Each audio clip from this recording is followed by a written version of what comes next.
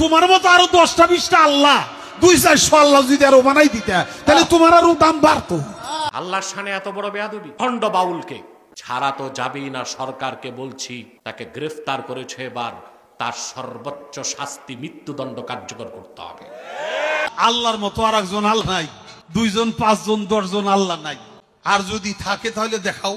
আর যদি তুমি না থাকে আল্লাহ এক আল্লাহ হয় তাহলে দরবার থেকে খেলাফত দিলে দরবারের যে কম পড়ে না আরো বাড়ে। তোমার মতো আরো 10টা 20টা আল্লাহ 200-400 আল্লাহ যদি আরো বানাই দিতে তাহলে তোমার আরো দাম বাড়তো।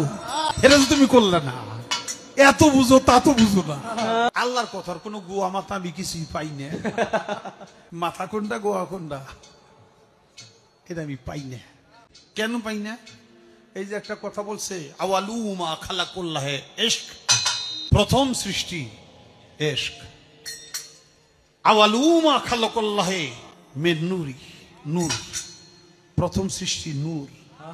আওয়ালু মা খালাকুল্লাহে আরশ, প্রথম সৃষ্টি আমার আরশ। দেখেন, আওয়ালু মা খালাকুল্লাহে রূহ, প্রথম সৃষ্টি আমার রূহ। কয়টা হইছে? এক মুখ হচ্ছে 2 কথা কয়, হ্যাঁ মুখ কয় না হুক কয়? এক মুখে 2 কথা কইলে হ্যাঁ মুখ থাকে, হ্যাঁ তো মুখ থাকে না, হ্যাঁ তো হুক হয়ে যায়। তা আল্লাহ যে কইল প্রথম সৃষ্টি আমার ইশক, প্রথম সৃষ্টি আবার কয় আমার আরশ, প্রথম সৃষ্টি আবার কয় নূর, প্রথম সৃষ্টি আবার কয় রূহ। আল্লাহ এক মুখে যে এত কথা কয়, আল্লাহর মুখ কয়টা? খালি কয়টা না, ওটা মুখ না হুক, এটাও আমার জানা দরকার। ভণ্ড বাউল আল্লাহর শানে বেয়াদবি করছে, শুনছেন? এইরকম বেয়াদবি আমার সহ্য হয় না। কিন্তু আল্লাহ তার রাসূলের শানে বেয়াদবির কথাটা শুনতেও বেয়াদবির কোনো কথা আমার বরদাস্ত হয় না। এই ভণ্ড আবুল সরকার বাউল,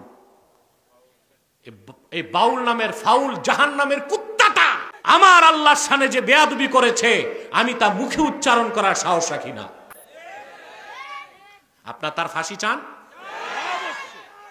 আমরা তার ফাঁসি চাই। ভণ্ড ফরহাদ মজহার,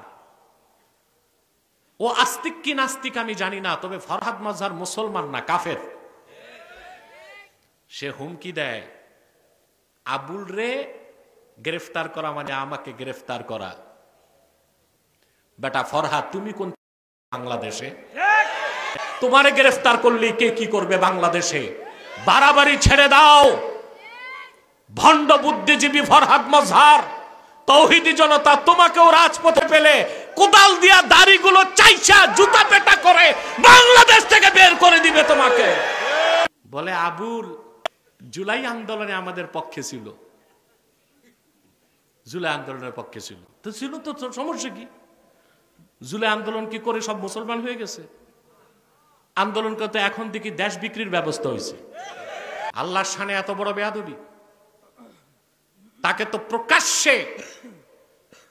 প্রকাশ্যে তাকে করা জায়েজ, ভণ্ড বাউলকে। অথচ হুমকি দিচ্ছে নাস্তিকরা, বামরা আর কথিত ভণ্ড বুদ্ধিজীবী ফরহাদ মজহার, তাকে ছাড়তে হবে। ছাড়া তো যাবেই না, সরকারকে বলছি তাকে গ্রেফতার করেছে, এবার তার সর্বোচ্চ শাস্তি মৃত্যুদণ্ড কার্যকর করতে হবে।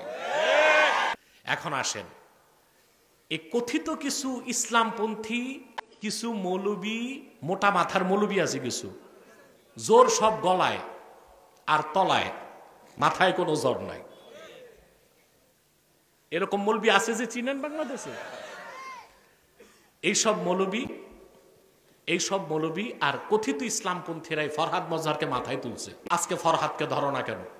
আমরা আমাদের চরিত্রকে ঠিক রেখেছি। আমরা শাহরিয়ার কবিরের মতো নাস্তিক কাফেরকে পরাস্ত করেছি।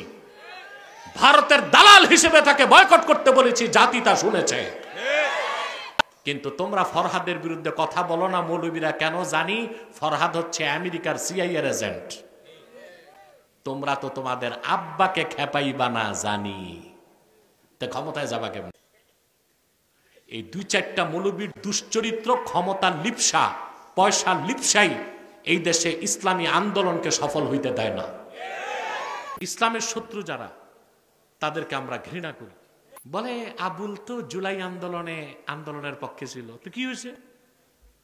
জুলাই আন্দোলনের পরে যদি বাংলাদেশে ইসলামের স্বার্থ অক্ষুণ্ণ না থাকে, মুসলমানের অনুভূতিতে আঘাত আসে, এই বিপ্লবকে মানি না, আরেকটা বিপ্লব হবে প্রয়োজনে বাংলাদেশ ইসলামের পক্ষে।